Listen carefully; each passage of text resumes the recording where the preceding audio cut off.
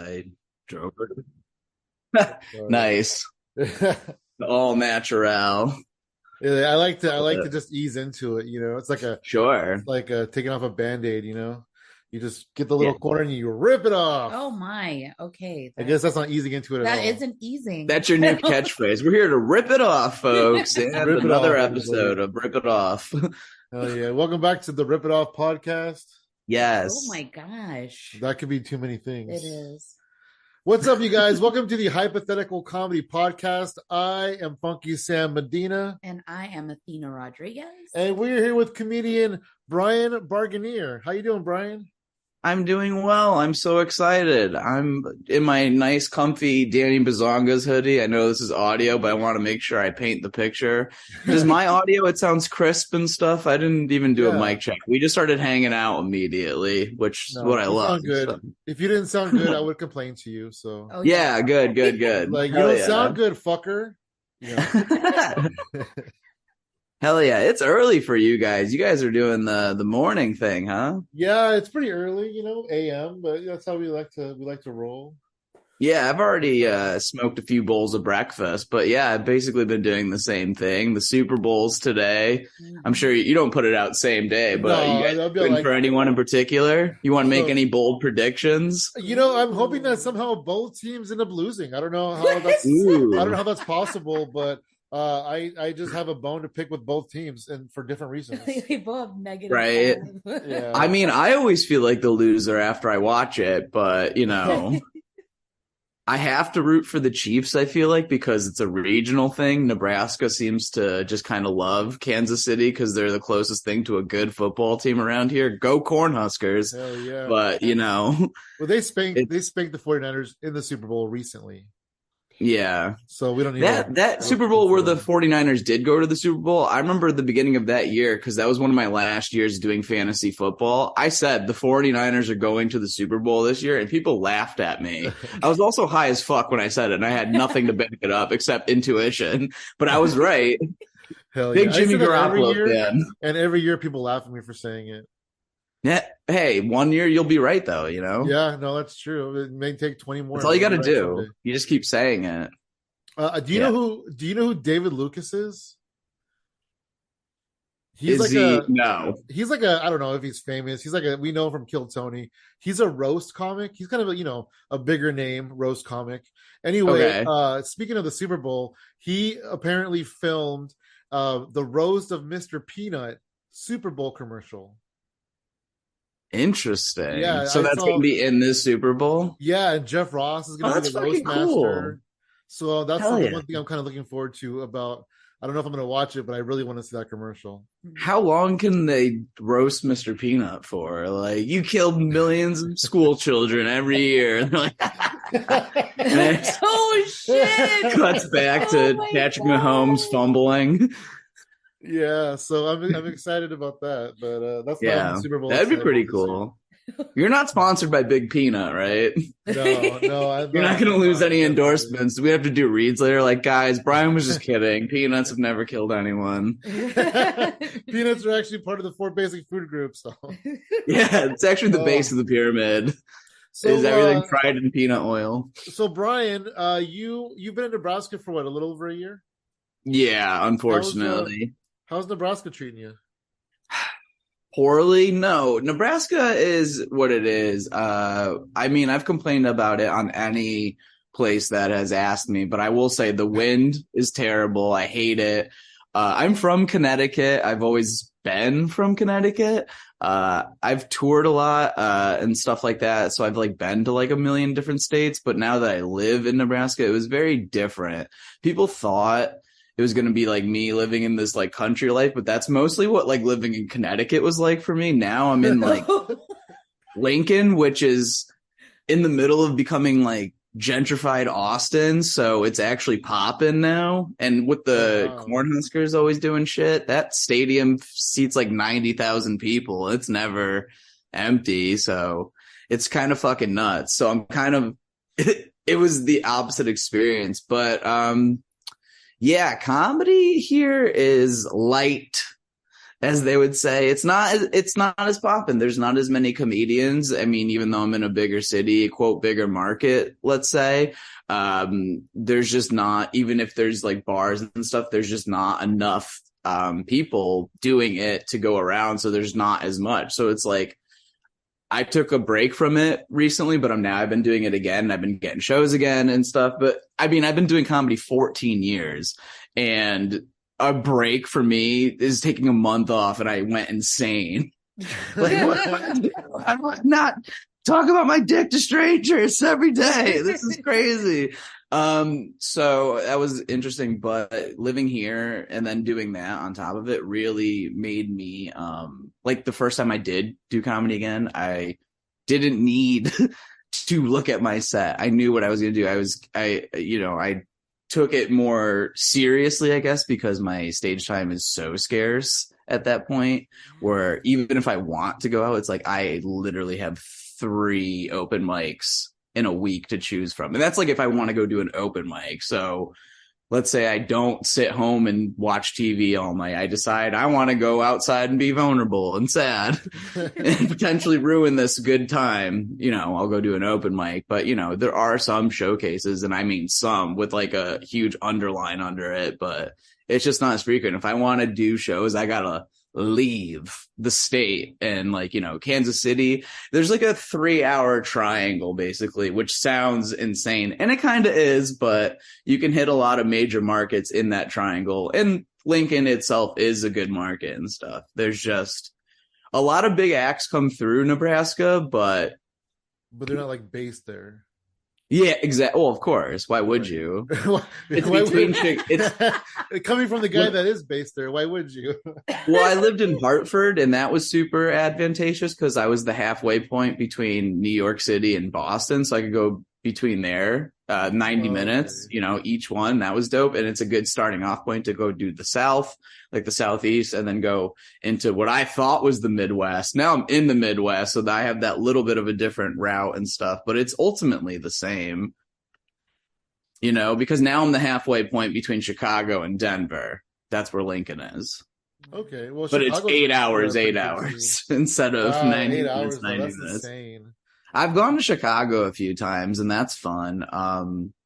The thing is, too, that triangle is very important to me, too, because let's say certain things are recreational outside of that triangle, not recreational inside that triangle. Weed is fucking super illegal still in Nebraska. It sucks ass. And I did not know that when I moved here. Damn! That's the first thing we gotta look I knew it was illegal, but I didn't know it was like super illegal. Like, we had to Google Earth everything, kind of looked around before we moved there, the wife and I saw dispensaries everywhere, but it's all this like Delta 8, Delta 11 fucking fake shit. Whoa. So I'm like, no, I've made a terrible mistake. Wait, is Delta 8, is that like spice? No, that's what I thought too. Like K2 or whatever. No, it's something even stupider. They make, I call it Republican weed, but basically it's like all that shit is like, they like make a synthetic THC out of like some CBD derivative, and they're all these like technicality. Like, Nebraska loves its loopholes when it comes to guns, weed, abortion, whatever the fuck it needs, getting senators in seats that they don't deserve, all that nepotism, everything. They love their loopholes. That's what people, they love bureaucracy here in Nebraska. I've come to notice that. Not that they didn't love it in Connecticut too. They're just a little more cowboy hat-ish about it, if you catch my drift. There we go.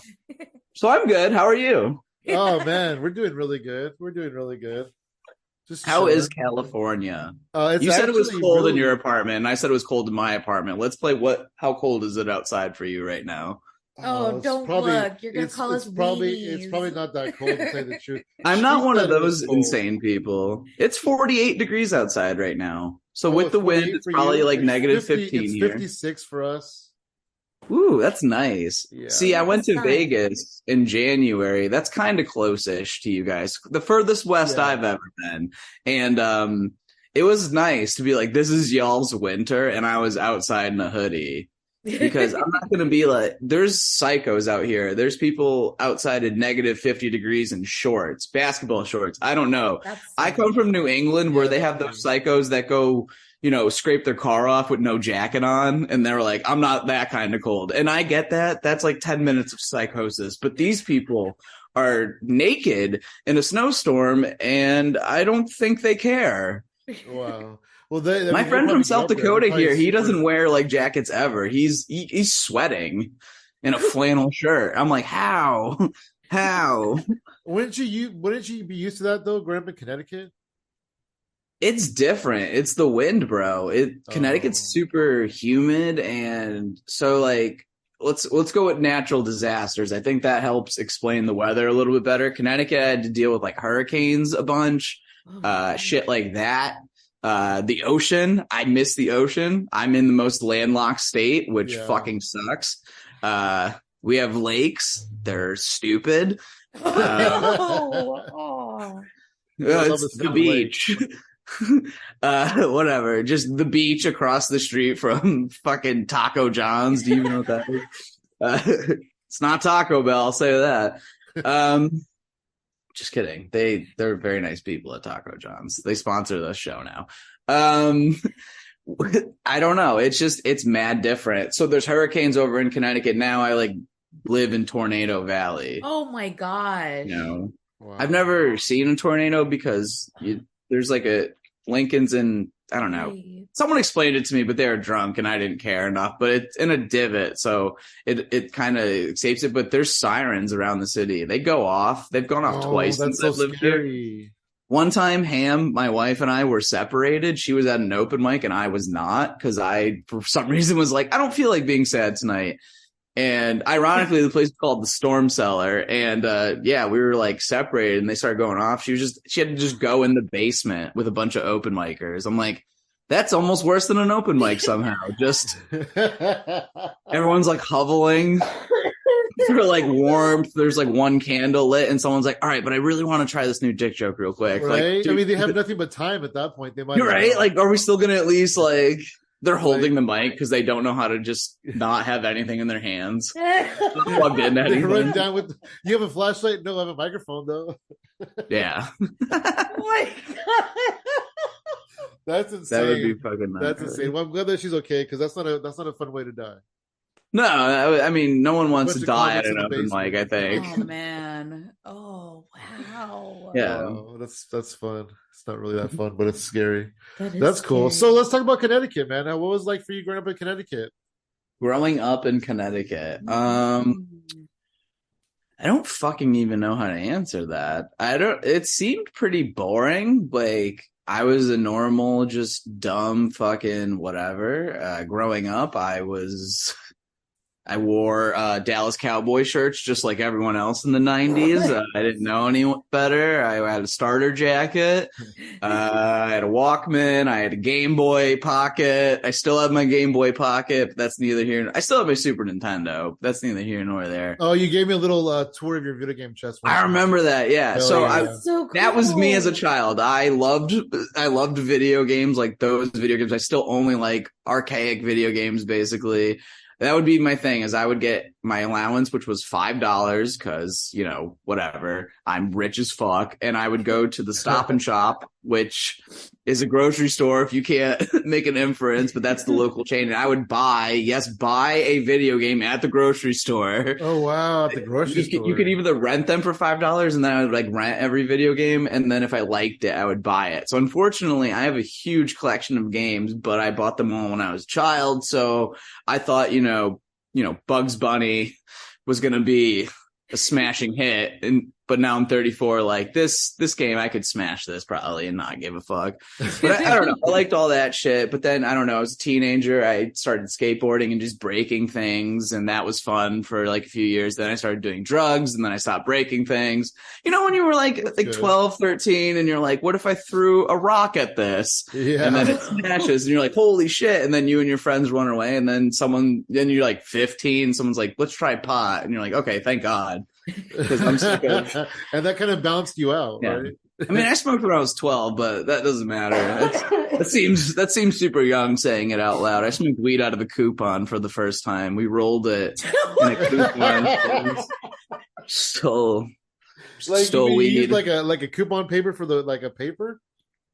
Yeah, so That's like when I was hilarious. 12, Oh my we God. stole weed from my friend's older sister and we smoked it. They were 13, I was 12. I was in a punk band called the Pyro Punks with an X. You're getting the whole Connecticut transcription now. So it's like Pyro Punks with an X, smoke weed, it's terrible. I don't know what it is. I maybe try it one other time and then I don't do it. And then we're all 15 and then I smoked weed like again. You know how we had a friend that just lived across the street from the high school. So like he just became the coolest kid ever. Literally. We just go to Mike's house during school, after school. So I smoked weed there once. They started going there and I was actually like, you guys are lame. I saw you guys smoking weed at the Berlin Fair last month. That was fucking lame. Like I was one of those kids, like, 15-ish.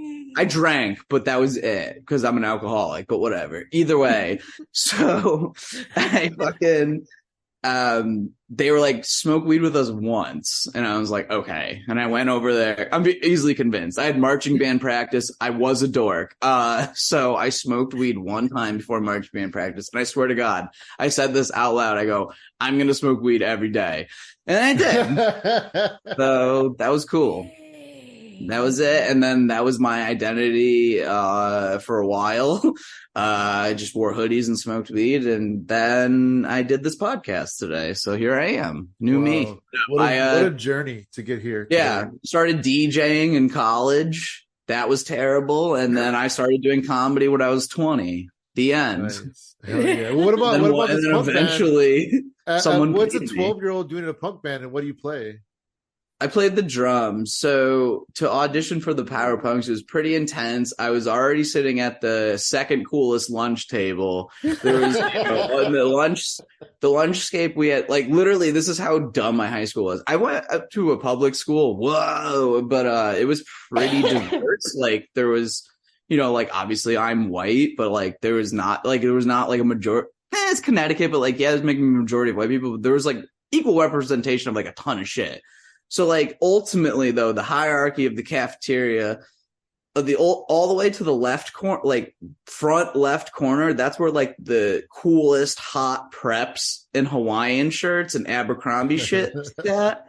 And then all the way to the front right was where the coolest skater kids, like Puka Shell, like the balls. And that was my friends in the Pyro Punks. I was like the table like right next to that. So like I basically was like, I'm cool. And then they needed a drummer, which I didn't know meant they bought guitars like 3 weeks ago. And I had never played the drums before, but I was like, I play drums and very confident. And they were like, show us. And this is at a lunch table. I'm 12. I just like did like a drum thing on the table. And they were just like, oh yeah, you're in.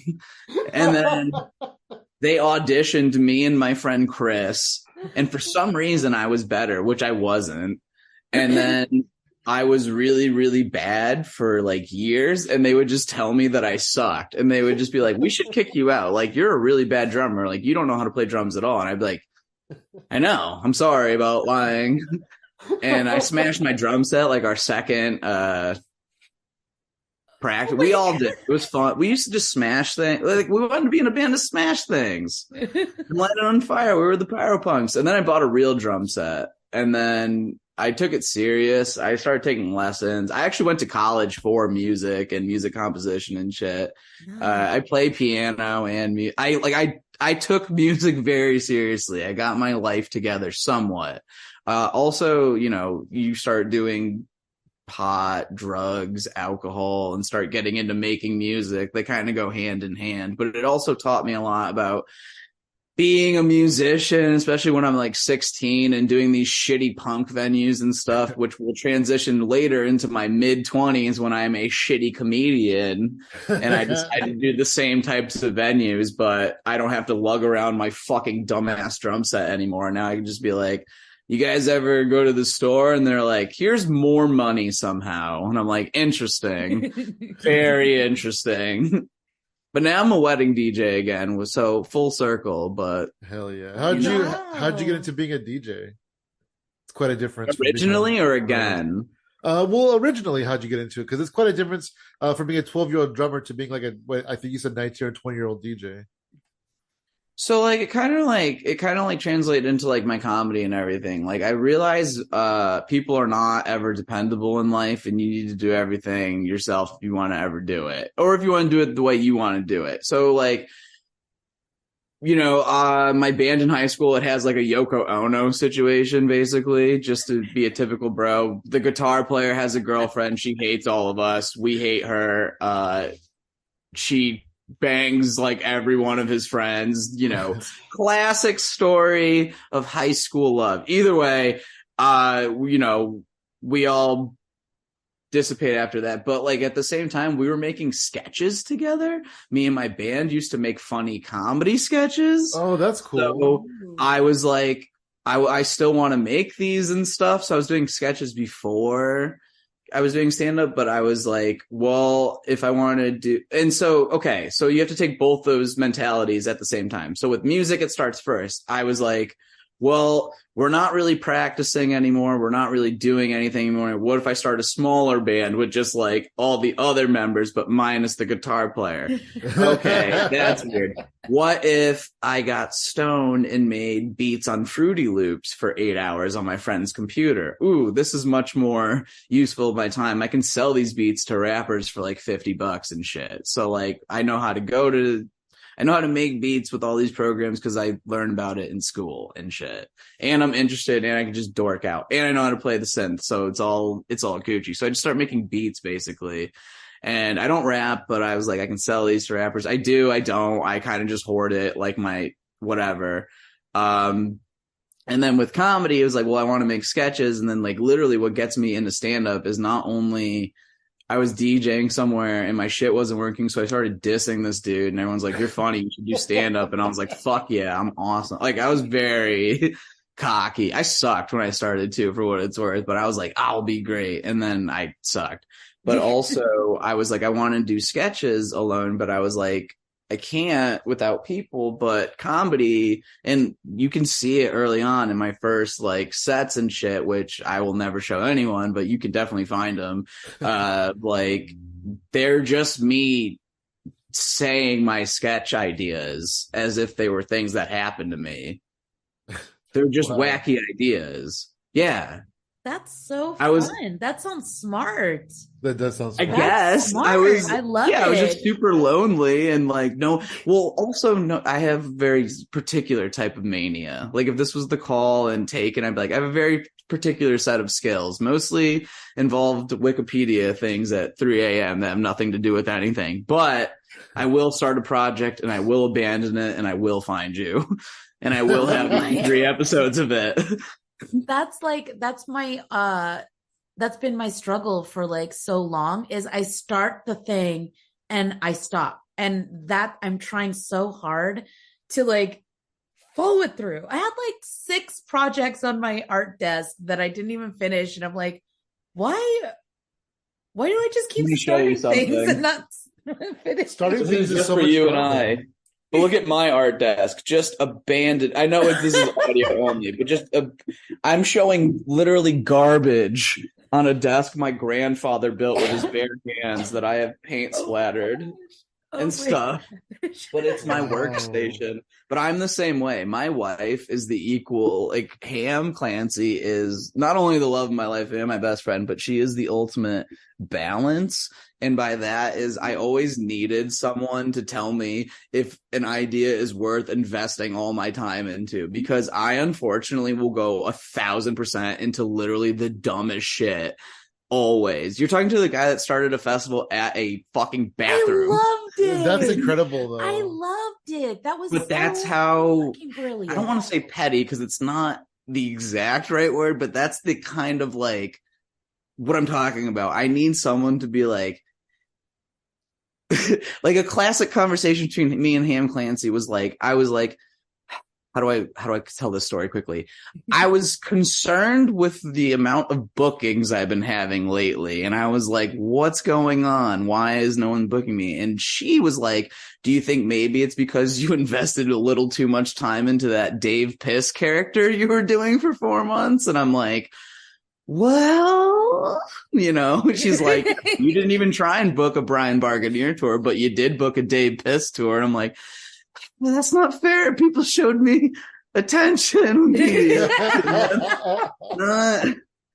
So, but like, I don't know, there's always a balance in it. Cause sometimes like, she's not right either. Like, I remember one time I was like, I'm going to make funny candles. And she's like, that sounds stupid. And then I sold 1 million of them. And then she was like, I'll admit when I'm wrong. But also I need that because 9 times out of 10, she is absolutely right. She's like, Brian, you don't fucking invest your time properly. Like, you put the energy, like, she's like, yeah, and that's what came with a lot of like, especially when I was going up like all the time or running a lot of shows or hosting a lot of shows, she was like, more or less, not saying I was mailing it in, but she's like, I'd love for you to like do a real set for these motherfuckers. But also if I'm just doing open mics in Nebraska, there's no real point. Like, they don't know anything, any real jokes I do. I'm just fucking around.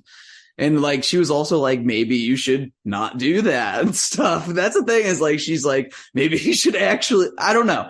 She has ideas and I have ideas. Well, I started doing art. I was a big collage dude. I did painting. She taught me how to paint way better. She is an amazing painter, but I did not sell my shit until I got with her because I didn't have confidence to do it, but also my wall of my bedroom would just be like all of my, like a mural of just all my crazy shit. So I did like having that. It was bizarre. It probably looked like a serial killer to her too, but like, all that shit was fun and zesty, but she was like, gave me the confidence to, a lot of people wanted me to write a book about the liquor store that I worked at. And I thought that was well and good, but she's the one that actually drove me to do it. But I still had to figure out how to publish a book. But then she was also like, you could sell your art. People will pay money for it. And I was like, I'm like, okay, it's better than me having to throw it out.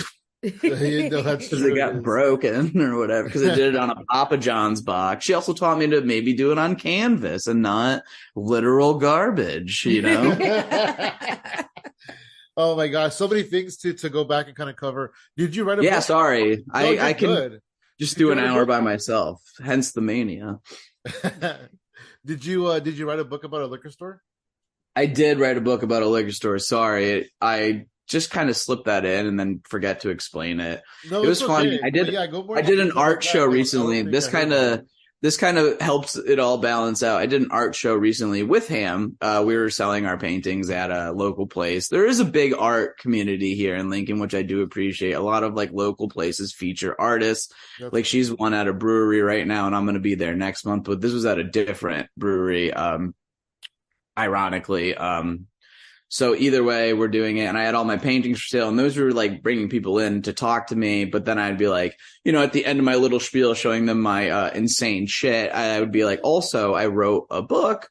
I'm a comedian and I worked at a really shitty liquor store in Hartford for 5 years. And these are all like the exposés of just being a cashier there while I was also like leaving for a month and touring, and people would just thumb through it. And I sold so many fucking books, but 0 paintings. So I am very thankful for my book. I have sold a bajillion books. I never registered it, by the way, but either way, it is a very fun, thing that I like got to do. But that kind of kickstarted like a lot of shit for me in a lot of ways. It was at the beginning of Ham and I's relationship too. So I had done like bigger projects before, but I had never thought about writing a book, if that makes any sense. And it didn't, and to have it be well received and then to do book readings after that for years, and people still buy my book and shit, which is crazy. And then people ask me all the time, like, are you going to write another book? And then that's a pressure I've never even felt before or thought about. Like, maybe, like, should I?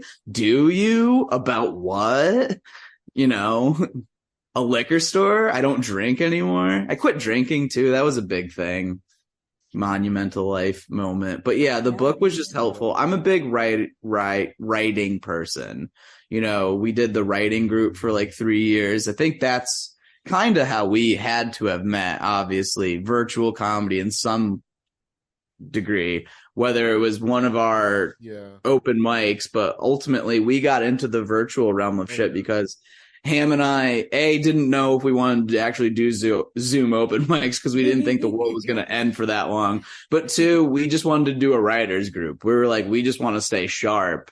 Yeah. And that's kind of always been our MO, is like more of like let's just write. So when the world does open back up, or just take it, even now, it's like I love writing. Writing's fun. Oh my God. Writing's always good. It's good to write with people or by yourself. I don't think I ever did the writers group because it was early. It was always early as fuck, or at a weird time. Yeah, for you guys. I know. Like, I'm not gonna, in the early days, it was at like 4 p.m. And then in the later days, it was at like 10 a.m. or 9 a.m. for you. It's like, it's not worth it then. But if you're awake and you want to get high and write jokes with a bunch of comedians from all over the world, you don't have to get high, I guess. Yeah. I guess, but I will be. At least get high on life. Yeah. Get high off writing. I mean, when you're on a roll writing creatively, that's a high in and of itself, which is why mania can be so intoxicating, because you're like, I'm fucking crushing it, but you're just like squiggling on paper. Sometimes you need to just dump out like, I've noticed this a lot in comedy. It's like, and this was like in, I'd say years 3 through now, of like, I'll write like a whole joke and then it's good. I work on it. I grind it. It's not really getting the reaction I want, but it's decent. It's just like a subpar meh joke. But that joke ultimately is going to make me write this other joke that has to do with this joke. And it's going to take me about 1.5 years to realize I don't need this other joke to go before it. In fact, I'm proud of this joke. I'm not proud of the work I put into it for what I have to show for it, but it was what I needed. It's the work I needed to get to the answer of this math equation, which is this joke. And that's all I should say is the fucking answer, because this isn't math. I don't need to show my work, which is like really all I ever do in my writing sessions. It's not even a like, is this funny? Is this not funny? It's like, let's talk fucking word economy, bro. Like, let's literally, comedians have a really hard time, myself included, telling this story quickly, or getting to the point quick enough. I mean, it's a little harder with these open-ended interview sort of things, but yeah, more or less, they want to recycle way too much of the truth than just like share what's actually funny about it. It's like, that's poetry then. You're a poem. It's a poem on time. What is your book called, and is it only available like from you in person? Yeah, because I'm crazy. It's called The Liquor Store Chronicles. I actually have a copy of it. Let me grab it real quick.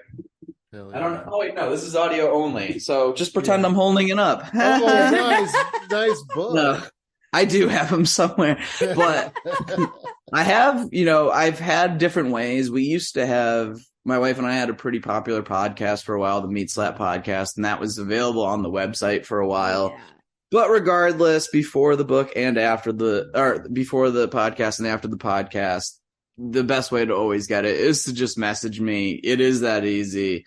I mail them to people. I've been mailing them to people. That's kind of what happened. The posts, I used to just post about this fucking hellhole that I worked at and online, and people were always like, write a book about it. And that's all it is a compilation of it. So it already had like a cult following. So then the book kind of adapted its own little like cult following. And that's why I've always been a big DIY guy, because whether I'm a control freak, I like the aesthetic of it, and I just like doing everything as much as I want to do everything to make sure I have complete control over the situation. It's also like, I like having the knowledge of being able to do everything in a situation. It's good to be self-reliant in sort of ways.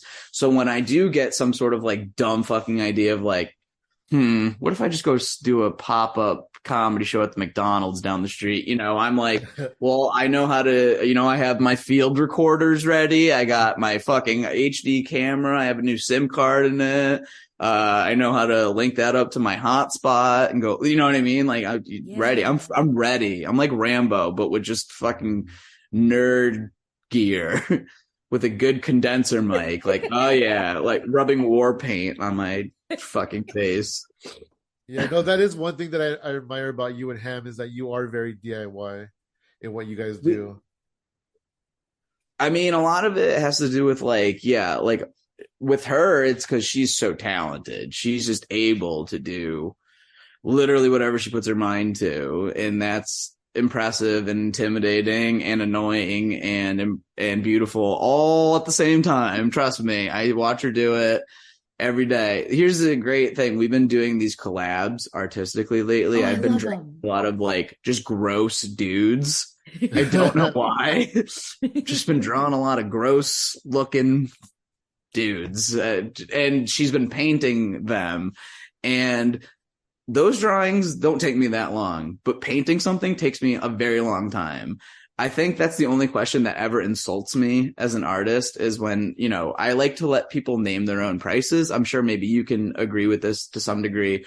But people will ask me because they don't want to insult me. And I know they don't mean this in a bad way, but I take it in a bad way is they'll be like, how much time did this take you? You're like, and it's like, I'm not going to tell you that. I heard, you know, a good cliche meme answer lately, like my whole life leading up. So I'm just going to say that. Answer with that. I like that a lot. Yeah. Like, the moment, yeah, there's some limerick about it, but basically I was like, yeah, like, I'm not going to tell you if it was 15 minutes or 5 months, but it's more or less 5 months. But put in perspective, those sketches, if I can just draw it, that doesn't take me that long. But they take me longer than you'd think. I'd say like, whatever. I'm not going to get into detail. It takes me a long time. I drew one on a canvas for Ham. She woke up an hour before me. An hour. That is it. Fully painted and done. And looked amazing. Better than I ever could have done it. Wow. And she's like, she paints things as examples for her painting classes, and she doesn't even give a fuck about how gorgeous it is. She throws them out. I steal them back and then hoard them, and then she gets mad at me, but then she's like, why do you have 8 ballerina paintings? And then she'll be like, I fucked up on it. And I'll be like, how? And that's how we actually started collabing, is like, if she breaks a canvas that she was painting on, or she like doesn't like it, I just do something to it. And then we like, it's a collab. Cause I do a bunch of my own mixed media too and stuff. Absolutely. You're like, I'm going to dump paint on this and make it a colorful ballerina. Oh, damn. Yeah. I mean, I don't know if I've gotten this point totally across yet, but I'm a very anxious person. And so I found creative things are great stress relievers. Yep. Playing music is great. Writing is great. Painting is great. It all depends on what kind of existential dread I'm having. Like if I'm having like one of those like physically defibrillate, then I can't even say the word, where I like literally can't breathe, panic attacks, music. I have to play an instrument. If I'm having like my future is having bad like, oh, I owe too much on my taxes, just, you know, hypothetically speaking. Yeah, of course.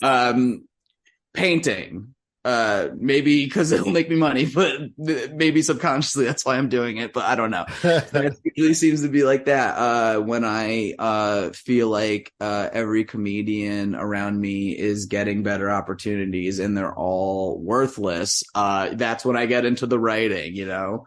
I'm like, let's show these fucking assholes. Yeah. And then I just go do crowd work at an open mic, like, who's fucking tonight? And I'm like, damn it.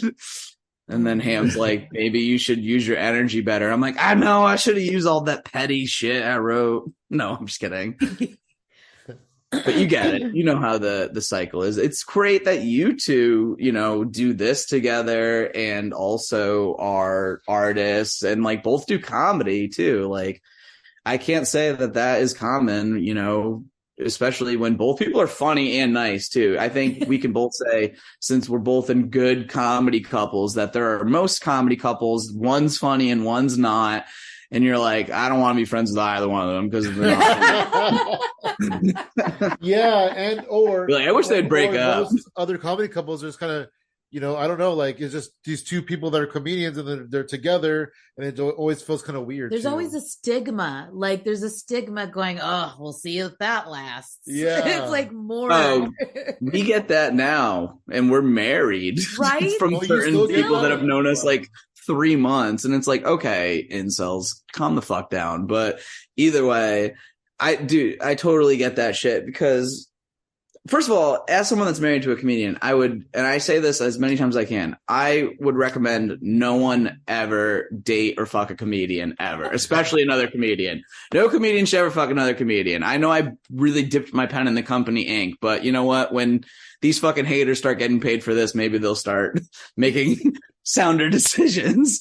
But whatever. I don't give a fuck anymore. But the thing is, I didn't also make a move on my wife for like a very long time. I was very nervous and was like very much about not dating a comedian. I was just like, I think this one's my soulmate. And she's way too hot and out of my league. So I was like, what is the point even of trying? But then I was like, oh my God, she likes me? No way. That's crazy. That's cute. And you guys are awesome together. I really like you guys. I appreciate it. Love you Likewise. guys. I mean, I appreciate that. I'm sure she would too and stuff. It's nice, but yeah, I think there is a lot of stigmas too, like especially like she moved to Connecticut and I was like not a bigger person in Connecticut, but I'm sure a lot of people at first didn't think she was only getting, I mean, they definitely thought she was only getting things probably because she was with me, but then it didn't take long for everyone to figure out that she's way funnier than me too. So I was like, oh, okay, that's fine. We moved here and everyone's like, no, we don't even like you, Brian. We'll just book ham. Like that's the stigma now, but this has happened all the time. I'm sure this might have happened to you guys at one point. These are the two things that happen out here a lot and this first one happened a bunch, is they book one of us and just try and get both of us.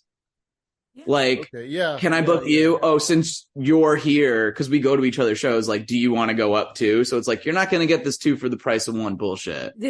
But now we're in this smaller ass market where it's like, I can't even do a show and then have Ham be on another show. We can't compete with each other. There's not enough market. Not enough shows. Not even enough comedians in a lineup. Show today.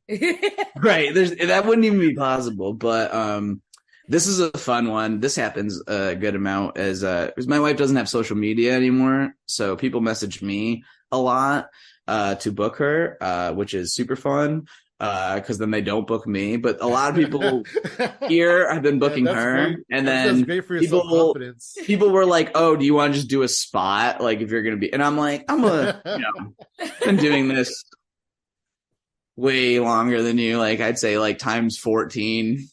Amount of years you've been doing it, so I'm just gonna take that as like you didn't mean it like that. You booked me on like my own thing like the following month, but I got a really nice message from a good dumb fuck here lately that was is your wife available? And then it said the date, and then it just said I need a female. Oh my God. And I was like, bro, crazy. I really hope there's a comedy show that day. I mean I've definitely seen a lot of things differently ever since being married to a woman in comedy. You know what I mean? I was never, and I started comedy when I was 20, and I can't stress this enough, never cool with when people did the next comedian's a lady. Oh, yeah. No, any of that shit. I always thought that was so fucking stupid. So I also hate the phrase, I need a female. It's like, how about I would like a woman on this lineup, or I would not like, I don't know, 3 white men in flannel on this show. And the one black Nebraska comedian is taken. Just kidding. There's like 4. But either way, you get it. Yeah, no, totally. And it's like, you should have booked more my fucking homeroom in Connecticut. It should be because you want to book a more diverse show, Yeah. I mean, with my hair, that makes it a diverse show, actually. Absolutely. Hell yeah. Hey, tell us about Fest Stop. Fest Stop. Okay. Let's do it. We have to go all the way back to the beginning. There is a comedy group, not any of ours, that is a big base for all the virtual comedy shows. And when the world opened back up, in the summer of 2020 and 2021 especially, I noticed a lot of comedians were doing festivals And I'm using hella air quotes right now for festivals. And by festivals, I mean Zoom open mics with 50 comedians on them, or showcases at pizza places in New Jersey that otherwise would have been shows that got canceled, but now they're festivals that you have to pay money. And I'm saying this with 1,000% confidence. I don't care what anyone else's opinion is. I have nothing against comedy festivals and against comedy festivals that charge money. I have never submitted to a comedy festival that I had to pay money for in 14 years of comedy. I have done comedy festivals. There are some gap years, but I can say this. I have never paid money for it. Nice. So I was a little taken aback by what some people were calling festivals. So I facetiously said, I'm going to do a festival at a rest stop, and it is going to be called Fest Stop. Some comedians from Kansas City were like, we're going. And people had already hit me up about it. And basically anyone who was liking the post, I was saying you were accepted to Fest Stop. It was a joke. Apparently I got booked on it. So they're like, because I thought it was a joke. A lot of people did. To like the day of, they're like, I didn't know it was a real thing. But this is what gets it turning. The Kansas City comedians, and up until them, anyone who had inquired, I pretended like it was real. But they were like, the way they were talking, I knew they weren't kidding. Shout out Jeff Krackenberg and Mo Williams. But I was like, it made me break, where I was like, this is fake. I'm just being an asshole. And they're like, we are doing a tour anyways around New England, Boston, shit like that. So it's like we would be in the area for that date.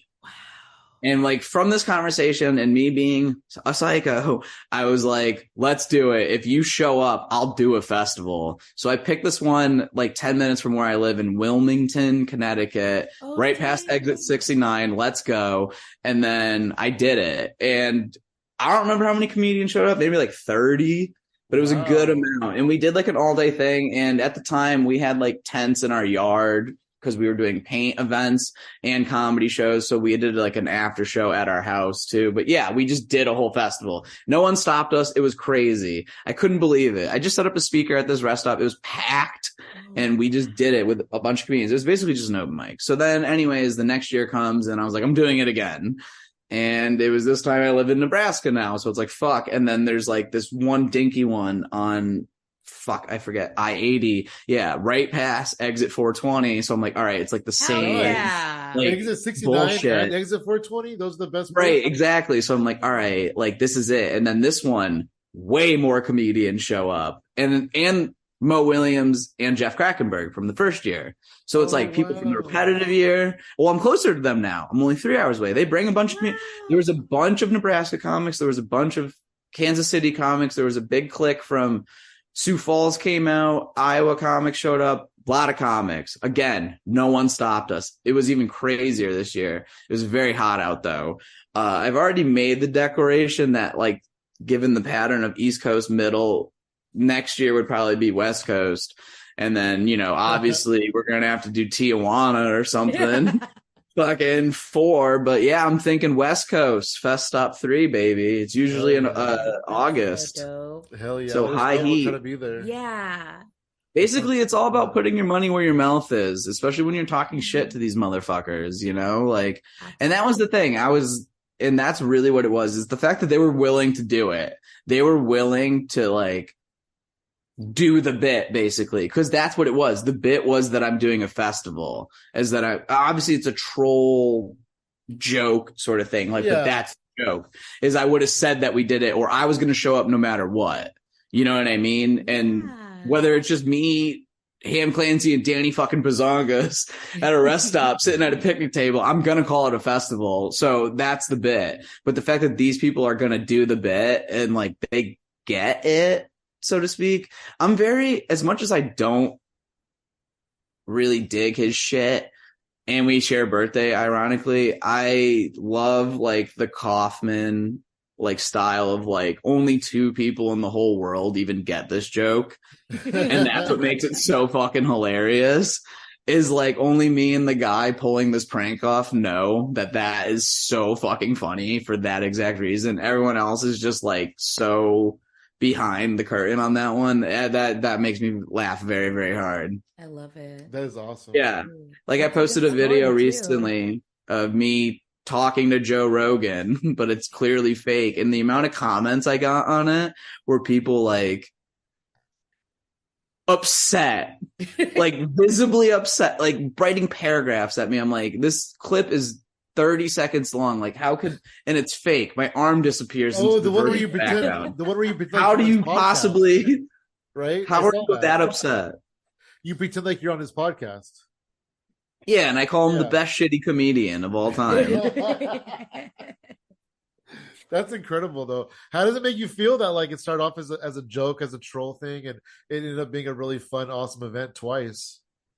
I mean, it feels weird because I'm like so happy because I see people having so much fun at it, and then people thank me. And that always surprises me because I'm like, I literally didn't do anything. Well, it's like it doesn't exist without them. I would do it no matter what, but them showing up is what is. And ironically, this whole fest stop is like a DIY festival. I mean, that's kind of, again, what I've always been about. Yeah. Like, now with the making my new shows, I was like, I'll just put it out on my own channel, even though I have an active Roku channel and, we're TV channel, internet, we're on TV in a bunch of states, but Public Access and Chill, is still doing well. We got a few million views, I guess, last year on a Roku channel. I didn't even check it, which is funny. But I've just kind of been but I'm too far away from those guys now. They're in Massachusetts and Connecticut, so it's been tough. We've been trying to, figure it out with us moving to Nebraska. Don't ever fucking move to Nebraska for your midlife crisis, all right? Okay. Get a fucking motorcycle. Do something different. But don't just think like it's the only cheap place in the universe. You can live cheap places and also have reproductive rights. But either way, we're leaving soon. We're already getting high and just looking at Zillow all night. So, wow. Is Public Access and Chill, so it's still happening in Nebraska? We still do stuff with it, but all the people that are involved with it are working on my new channel, and they are my best friend and the guy that I ran it with, Zach. He has his own thing too, and we've kind of just been doing a separate but equal thing. Terrible phrasing. We've been doing our own endeavors, but also we help each other. So it's like still the same dynamic. Like he's the only person that knows how to edit my insanity and he's a professional. So the fact that I have that benefit of him as my best friend is crazy. And I have to take advantage of that situation constantly. Or else I'd be a bad friend, but it's true. I'm very lucky in that way. By the way, like I'm very lucky that my best friend, Ham Clancy, will, on the other side of it, will share all my other creative passions too. And she's a big part of Public Access and Chill too. But in the past month or so, I've just been kind of doing more of my own, whatever the fuck I'm even calling it now. I have a new channel. It's called Fart Damage. And that's as DIY as it gets, because I'm just filming live podcasts that I'm doing with some of the friends I've made here in Lincoln. And we have a live show. And then some stuff that I've been doing with Kirk Broussard and our improv stuff, which wouldn't exist if it wasn't for y'all's afternoon delight, Mike. I love it. If I didn't have that scapegoat of finding my true love for virtual improv. Virtual improv. But it was dead ass. Athena, you don't still do that, Mike, do you? I don't. Not okay. Well, it was a great mic, and I'm not saying you need to bring it back, but it would really brighten my day. Either way, it was like Monday at 3 p.m. Eastern time, because I still lived in Connecticut at the time, and it was just like a perfect, for whatever my work schedule, whatever the fuck I was doing in life, it was just the perfect time to just like get stoned and do an open mic for like an hour, and then like go back to like, existing and on the plane. And then, especially when I had an office job or was just at home, Mondays is just perfect. So it was like, and then there was these, I don't remember their names, but the two dudes would do improv on the mic. Oh, yeah. And I don't remember, but they were funny. But like Kirk and I were just messaging each other one day, like, do you want to do it? And like, Kirk, he's just hitting a bong the whole mic. Like I didn't even really know him, but I was like, this will be good. Yes. I feel like, and we did improv like once together, and shit, we hadn't even met, didn't for like a year until recently, and yeah, it was just funny. Oh my gosh, we've bombed plenty since then, but that time I was like, I could do that again. I love it. And that was it. That's all it took. And now we have this dumb Facebook page at least, and a show on Fart Damage, the second shitty improv. Oh, show. you have a show on Fart Damage. That's cool. So can I find that on my Roku TV? Fart Damage is not on Roku yet, but Public Access and Chill is still on Roku. You can download the app. It's totally free. There's so many funny fucking things on there. Again, we aren't, because that has been the hard decision with it, because it's like, okay, for a year, it's pretty much been stagnant Public Access and Chill. We haven't made new content. We keep renewing, the Roku stuff, paying the subscription or whatever the fuck it is to do, the bills basically. And then, but we're not, there's been talks in the past year of like, should we just not do that? Should we just take it down? Should we just let it fall? Like, and just like, but also it's like we can do both. We can, or neither, so to speak. We can just keep it up and keep it where it is and show respect to it, but we don't have to add to it. Yeah, that's true. Like, there's no pressure to, like, we're putting that pressure on ourselves. And it's just the reality of the situation. It's like we did like the last new concept we were really pushing was like stuff during 2020, 2021, maybe. So you have that whole, that's when I moved. So you have that whole, and a lot of us were doing our own things, whether people were Zach was actually the first one to move. He moved from Connecticut to Massachusetts. And then Jimmy Blair, who is the other there's four of us for Public Access and Chill. He's the fourth one. He doesn't take comedy seriously. So those lazy bones, he, got a nose ring and fucking went anarchist or whatever. No, I don't know. He had a more important shit to do than fucking film a game show called Butt Stuff with Jimmy Blair, which is cool. But again, he wrote the foreword to my book. He worked at the liquor store with me. Jimmy's also one of my best friends. I interviewed him recently on Fart Damage, because that's a big thing I've been doing on the channel, is just talking to my friends that I used to make sketches with, or a lot of my friends that don't do comedy anymore are now somehow fucking famous. But when we were doing shit in, fucking dumb couch venues, we weren't, but now they are, and now I need to ride those coattails all the way to the tippy top. Hell yeah, or get spots opening for them somewhere. Yeah, right. Can I do a book reading? Hey, talk about your Patreon. I know you have a lot of stuff going on with your new podcast stuff. So that's all it is. That's what's been the big transition, is like, so more or less, like, to go old school format to the new format. Public Access and Chill is the name of the channel, and then we have multiple shows across that channel. Originally, it was the name of the show. I only had one show in the beginning, but we got so popular and we had enough production where we were able to make multiple shows, became the name of the network. So with that being said, when Fart Damage dropped, a lot of people were like, is this a new show on Public Access and Chill? And I was like, no, this is a new Public Access and Chill. Because me being the crazy I am, I'm not just going to drop one new show. I'm going to drop 5 new shows all at once. Because I literally have nothing going on here, and I'm creatively like stifled and bored as fuck, and I want to blow my brains out every day. But either way, sorry, I can't say that. My neighbors might hear me. Either way, I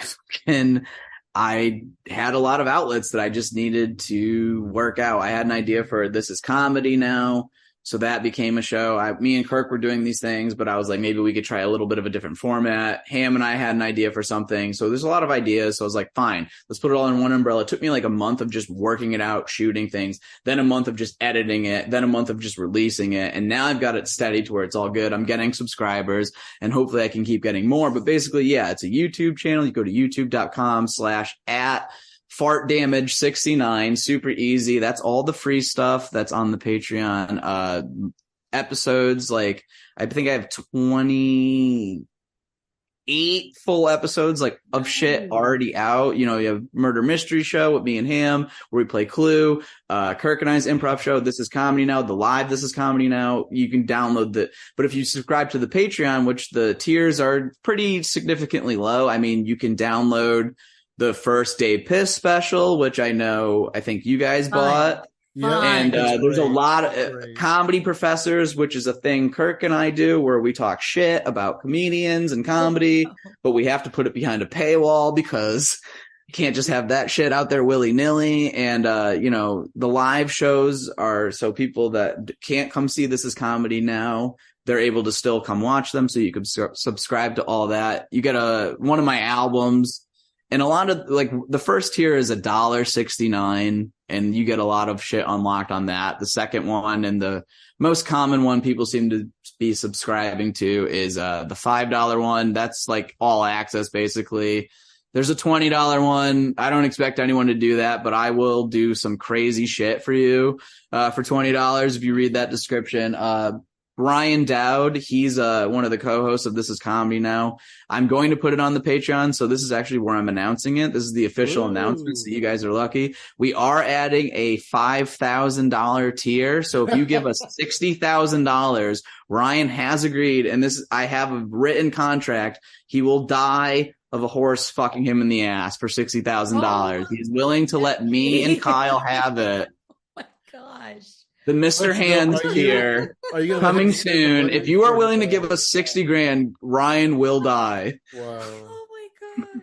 And I think that's honestly commendable. I don't think I'm that committed to comedy. I can respect that. If I had $60,000, I might take him up on that. Just for $5,000 a month, you two can kill Ryan the funniest way possible. Oh my goodness. I will film it and send it to you. You'll have the only copy of it. These are things that will be in the tier. Sorry, we agreed to it on a podcast episode that hasn't come out yet. We are fascinated with Larry the Cable Guy. He is in Lincoln. He is what I consider a local Lincoln comedian. So I talk shit with him. Like he's a Lincoln comic and it's fun, but he has a Bloody Larry mix, like a Bloody Mary mix. We're trying to get sponsored by them. They are not being the most, I don't know. They're not down, I don't think. But basically, we got a bottle of it, and then they drank a bunch of vodka, kinky vodka, and some Bloody Larry mix, and I got a little too stoned, and we decided to do the $5,000 tier. Wow. That's awesome. I figured I couldn't rob you guys that. Yeah, no, that's exclusive. Sweet. But for real, $5 a month, which for the actual legend package, the $5 a month, $60 a year. I sell paintings for a lot more than that. I don't think I'm asking for a lot, and I know that I'm not expecting everyone to give me $5 either. I'm thankful for literally anyone who does from the bottom of my heart. Anyone that's even interested in my shit, if you even subscribe to my YouTube channel, I will seriously probably jerk off to the notion of that. But I mean, as a sincere compliment, I am that needy as a person. But I think you really do get a lot for just your $5 worth. What's already in the archive, you get full access to so much good and shit that I'm lucky enough to even have been a part of or get to put on the channel. So I'm happy for that. But just free shit in general, it's insane. So I don't know. It helps a lot. And everyone that has subscribed already, I'm really thankful. And it's only been a month. So I'm not expecting miracle numbers. But yeah, YouTube, Patreon, and Spotify, those have been the main. Well, I have good news for you because I have 3 YouTube accounts and I'll go. Let's go. I'm too excited and I'll subscribe on those later on today. Fuck yeah. Well, please do. Fart Damage 69 at Fart Damage 69 or whatever the fuck. You'll see it. And for what it's worth, I listen to your wrestling podcast sometimes. I'm a big wrestling fan. I listen to it. I bake along. I fucking do it. Yeah. I'm glad. Yeah. That's such a fun podcast. We're who listens to this? Yeah, we are. Who listens to this? I don't know. That's cool. Well, I mean, I trust me, when I'm recording my shit, I'm who listens to it? And then I'm oh, I never even put that episode out and I'm plugging it already. The $5,000 tier thing. That episode will be out in 3 months. That's cool. This will be out in a month. We'll already be sponsored by them. By the time this comes out, it'll be anticipation for that one. Okay. I guess how long does it come out? I can plug things. About a month. About 4 weeks. Oh, okay. Guys, I will be at Chocolate Sunday in 2027. No, I don't know. Seeing a lot of those. Yeah. No, that's fucking rad. Hell yeah, I can't wait. And I would love. Do you have guests on the wrestling podcast? This is how you get on more podcasts. People ask live on their other podcasts. We haven't yet, but we're kicking the idea around. Oh, well, you know what? I know. We actually have had a couple guests, but they've come to our house. Here. They've come to our house. Oh, all right. Well, I'm on my way. I might have to walk because one of my headlights the is West out, Coast Fest stop. We'll have to do it. Oh, dear. Yeah. Oh, that'd be fucking. We did a wrestling podcast actually at the first. Me and my friend Jake Bentley, like for a joke, we were like, we're gonna start one just for fest, and we did it. It was at the after party, like the house show part, because Dave Sheehan, who I think you know, and another couple of comedians, they showed up to Fest Stop late. Typical comics, literally missed the whole fucking festival. So we were like, we're gonna do a show back at our house anyway, so just come home. And like we at Vibe Yard, that's what we used to call it. So then they opened the show at Vibe Yard and shit. But yeah, then we did that. We did the wrestling podcast for no reason. Dope. It was literally like 10 minutes into it. I'm like, so Jake, who's your favorite wrestler? And then I'm just like, I have to pee. Like, just get up and leave. Like, that's basically we talked about Stone Cold Steve Austin for 15 minutes and then gave up. That's it. I mean, who better to talk about? I not know you commendable to do anything more than 5 episodes. We've already talked about that. So the fact that you guys keep doing it, and now you got a fan, and he's right here. Hell yeah, Brian Barganier. That's cool. I didn't know you're a wrestling fan. That's awesome. We'll have to talk about wrestling sometime. I stopped watching it after the Corporation timeline. Okay. But at least I'm dead honest about it. Up until then, I'm plethora of knowledge. One of our public access and chill shows, Charlene Cuisine, that's Ham's redneck cooking show that was like very, very popular. There is a lot of wrestling jokes on it. Author of 100% of them. Well, on the show, she's very American, but she has a naughty secret crush on Bret the Hitman Hart. Oh, dang. So I had to give her like so much Bret Hart lore, like literally, like just to explain like one. She makes fun of me. Like if you ever ask a Ham Clancy about me explaining Bret Hart to her, she'll instantly be like, "Well, what you need to know is Owen Hart died. Well, he was the Blue Blazer, but you know what I mean? Like, they can't even tell a fucking story." Is Bret your favorite? Of the Hart Foundation? No, it's more of a Brian Pillman fan. Okay, I meant of all time, actually. Oh, no, I hate Bret Hart. I love Shawn Michaels. Bret Hart's my favorite of all time. I'm a heartbreak kid. I'm just a sexy boy. Oh, okay. I see. I'm not a boy toy. Either Bret or Shawn. Yeah. You know, there's a line there. You can't cross it. Dude, I mean, you have to remember, the Generation X was like when I was 9. Wow. Telling people to suck it when I was 9. I didn't even know that meant suck my dick. I thought it was just funny.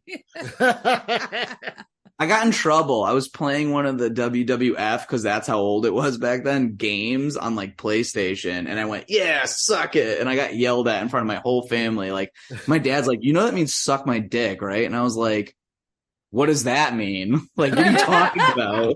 I'm 9. What's a dick? That my pee-pee? Like, I don't even know. How are we talking? Do we know that word when we're 9? I feel like single digits, you don't know what dick or pussy means yet. I feel like that's a double digi thing.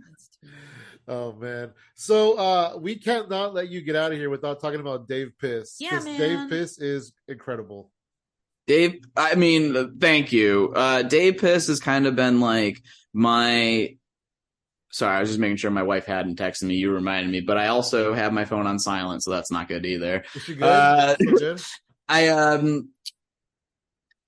How do I explain it?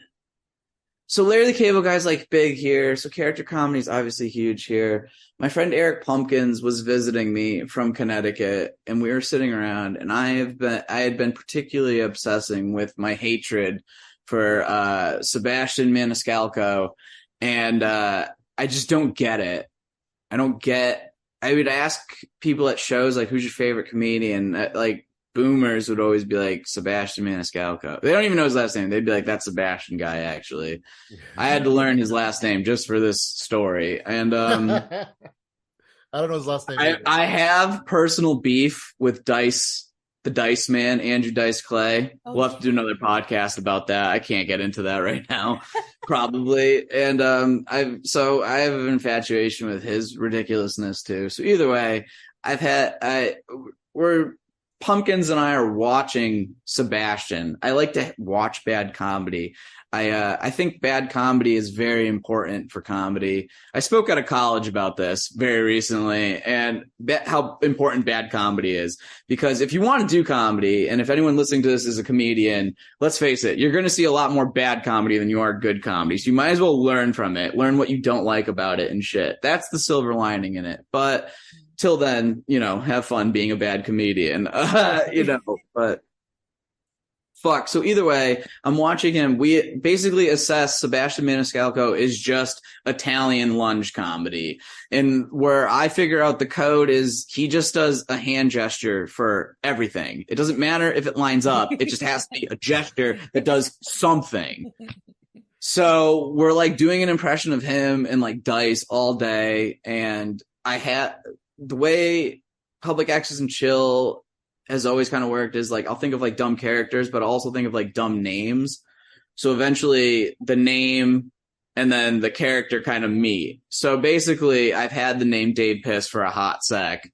So then the Italian dumb voice, I go, oh, that'd be a funny if that was him. So then I had a Thursday show. Pumpkins is on that show while he's visiting. So I decide I'm going to do Dave Piss. And I hesitate. And he said it so perfectly. He started filming it. He goes, I didn't start filming it until I realized it was going well.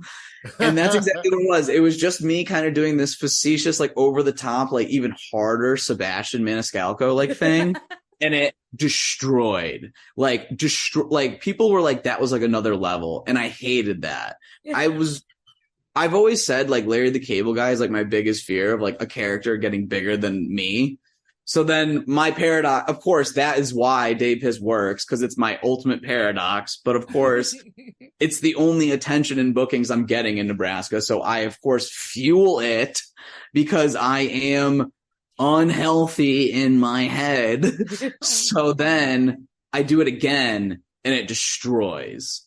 And my friend John Gamble, who is an amazing rapper, person, lover, everything. I'm lucky enough he made the Dave Piss song just because of the first set. Because in Nebraska, I'd kind of just been screaming about O Street, but it had no place. But the O Street baby is where that came from. And he just made a song. So then like the third time I went up as Dave Piss, I played that Dave Piss song that like now is like exclusively what the character is.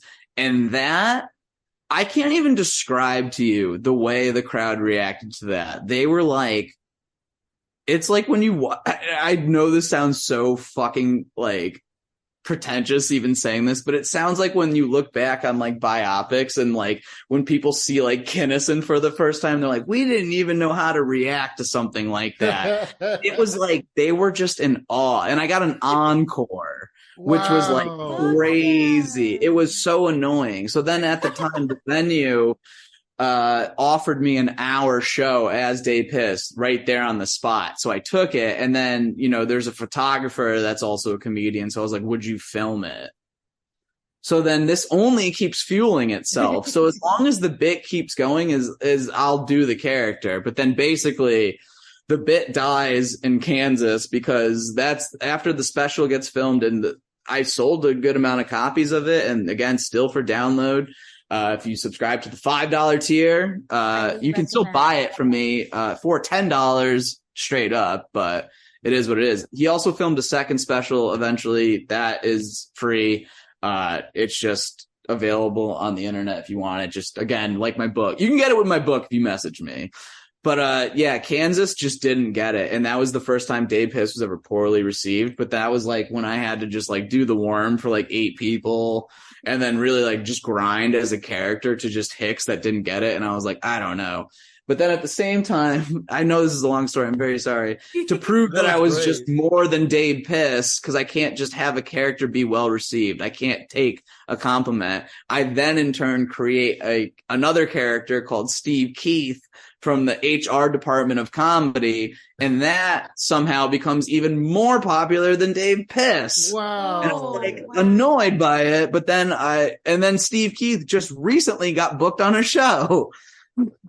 That's how popular that character still is. But yeah, the Steve Keith. That's crazy. Holy Steve shit. Keith, he's from the Human Resources Department of Big Comedy. He basically wants to make sure there's no violations at open mics. He's done a few sets here and there. The first one was about, one of my big causes, comedians not fucking other comedians and sharing their vape pens with each other. The second one was about marijuana's illegal and it's ruining comedy. And then recently he just did a State of the Union where he said jokes are actually what's hurting comedy. And we need to stop writing jokes if we want comedy to do well again. Because that's what's offending everyone is the jokes part. So what if we just didn't do that and we just did branded content? I think that's a very, HR decision. But yeah, awesome, I kind of just, I've like, to bring this kind of full circle, I've always been a big sketch comedy guy. I love making silly characters, whether I'm just being a dumb fuck by myself or filming it by myself. So Dave Piss was kind of like a compilation of like a lot of those things personified and like just, being passive aggressive because again, there's not a lot of opportunity, so they kind of just become redundant out here. So it's like, I might as well just go up there and just do this dumb fucking character than just go up there and trudge it for the same 7 people doing the same hosting bullshit. And then people were like, wow, that was nuts, actually. And that was cool in and of itself. But I think that ride has gone all the way. I think Dave Piss kind of ran its course. The second special is not as well received as the first. The first one I'm proud of. I think it's funny. I think everyone that's bought it is funny. The second one is also very funny, but differently. Like the crowd there, not into it. The bar is also going out of business. It is the last day this bar is ever opened. And it's very funny. If you want to watch a bar, literally watch them. You're just so pissed that that's their last night open. Right? Dave Piss, our last show ever. Dave Piss. Last day open. Wow. Dave Piss headlining. Way too long of a lineup. Yeah, that first special is just incredible. The second one, like you said, is funny too. But the first one is just incredible. I love it. Thank you. I think it really came from like how amped people were still about it, the songs, the bits. Yeah. And again, it was all like a shot at poking fun at certain style, bad, uncreative comedy. So I'm glad that it's run its course because also there was like jokes where like I was saying things, but obviously I myself don't think that, but I was finding people laughing at it in a way I didn't like.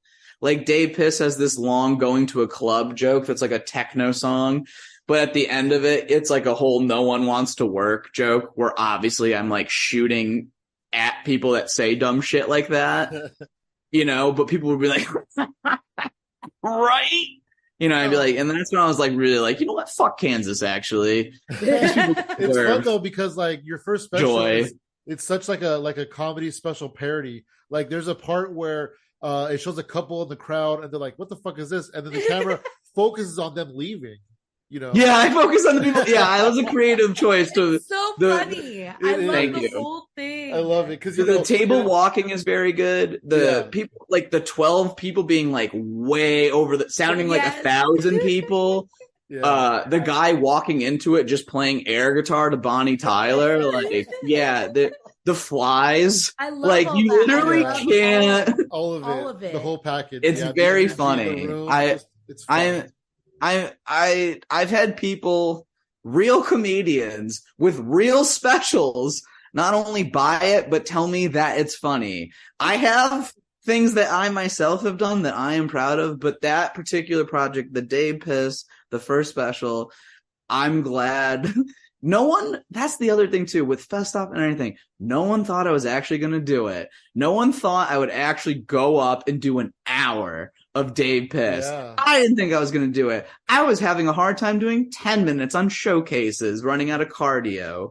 Like, you know what I mean? I was just like, I'm going to do it because that is going to make the joke really, really funny. Hell yeah. Life's like a big joke. You know what I mean?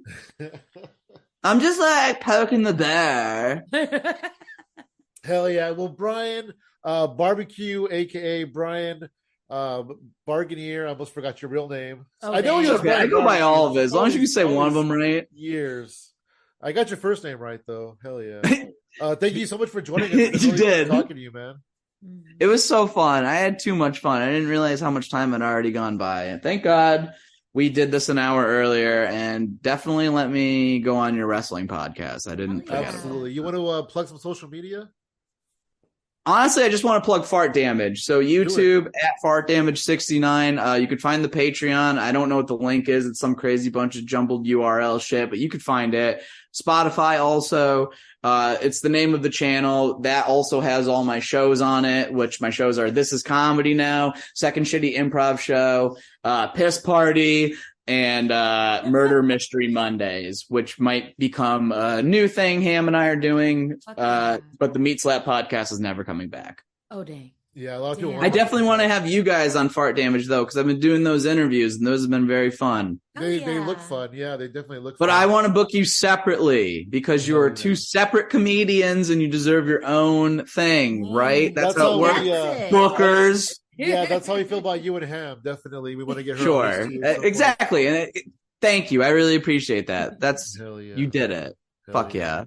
You can find me on social media at Funky Sam Medina. And I'm at She Shines For You on Instagram and Athena Rodriguez Comedy on Facebook. And everything else is at Hypothetical Comedy. Woo. Awesome. Thank you so much, Brian. It's been fun. Thank you. This was rad.